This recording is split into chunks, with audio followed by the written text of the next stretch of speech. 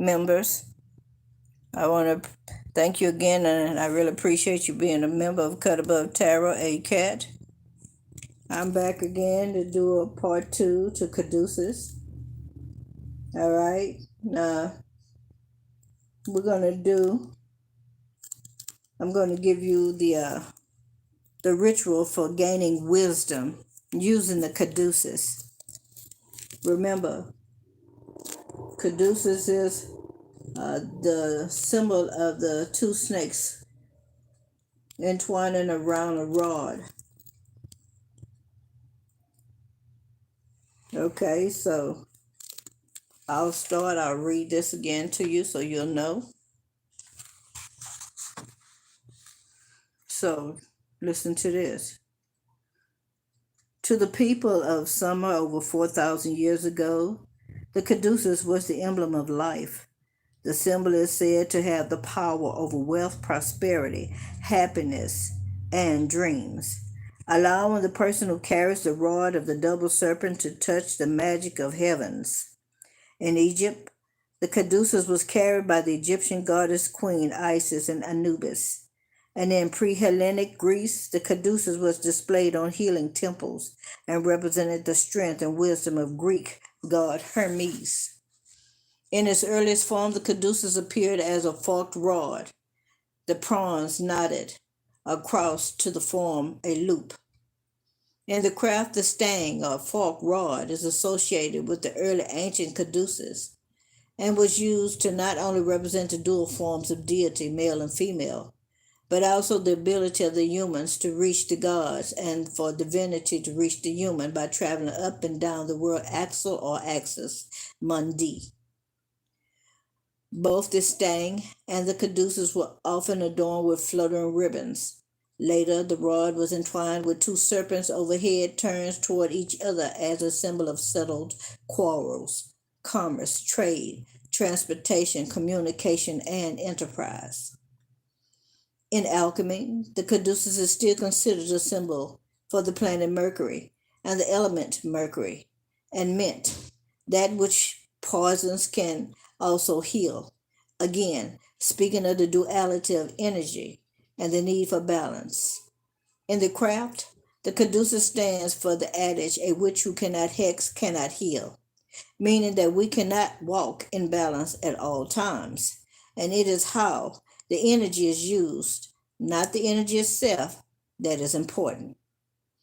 We find the caduceus in other parts of the world too. In Hindu symbolism, the caduceus represents the central spirit of human body. The twining serpents becoming the DNA pattern we now know exists, the genetic double helix. The Aztecs and American Indians also had their own version of the symbol as well. In the Greek and Roman mystery cults, the caduceus represented the four elements of earth, air, wind, orb, fire, and water.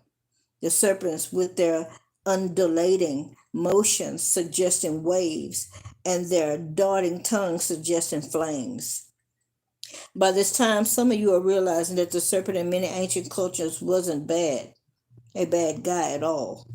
Just in Judeo-Christian mythos, and found an honorable place in thousands of religious legends.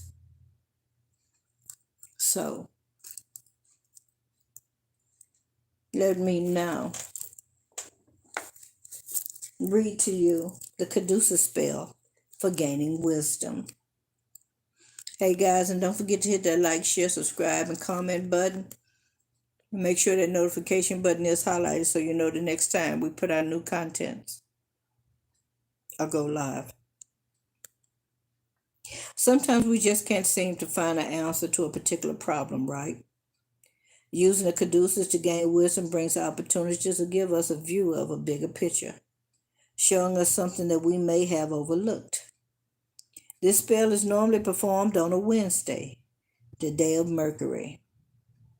These are the supplies that you'll need: an empty notebook, black marker, a piece of overhead transparency paper like you buy at Office Depot or Office Supply, cellophane tape, and a bit of silver glitter.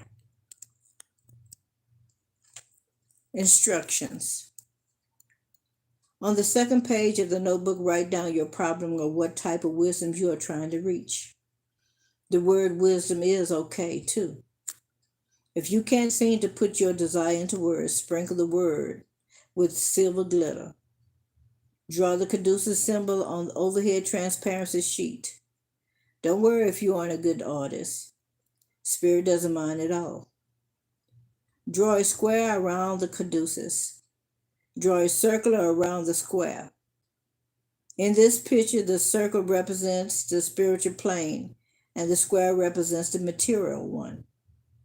In ritual, when we cast a circle and then call the 4 quarters, we're doing the same thing, drawing in the wisdom, the positive energy from spirit towards yourself on a material plane. Carefully, lay the transparency over the words you wrote. Tape the ends so that the glitter will not escape. Cast the magic circle and call the quarters.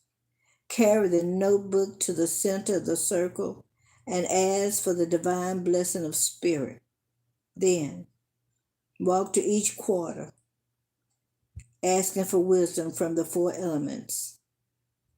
Lay the book on your altar.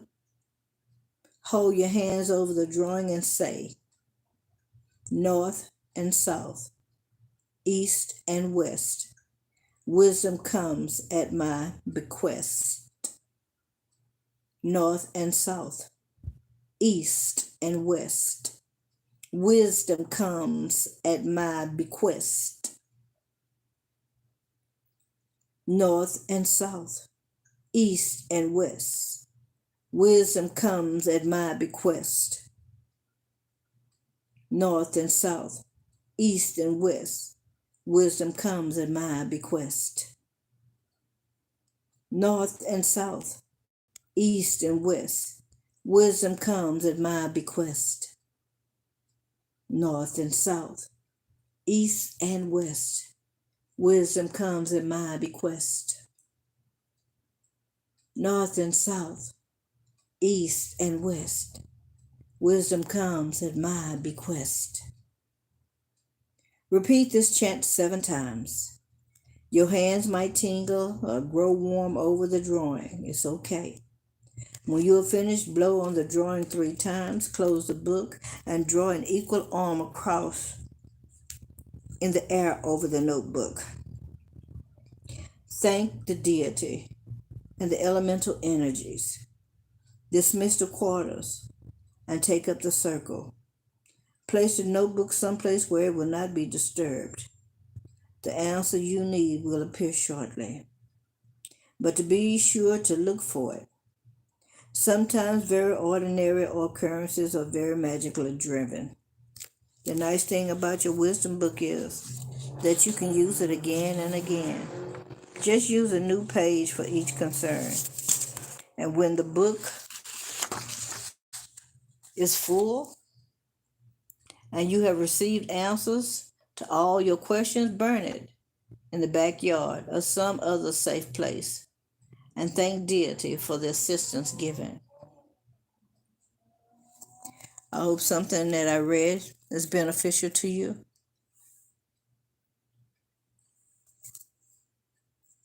Thank you for coming and viewing this video about caduceus.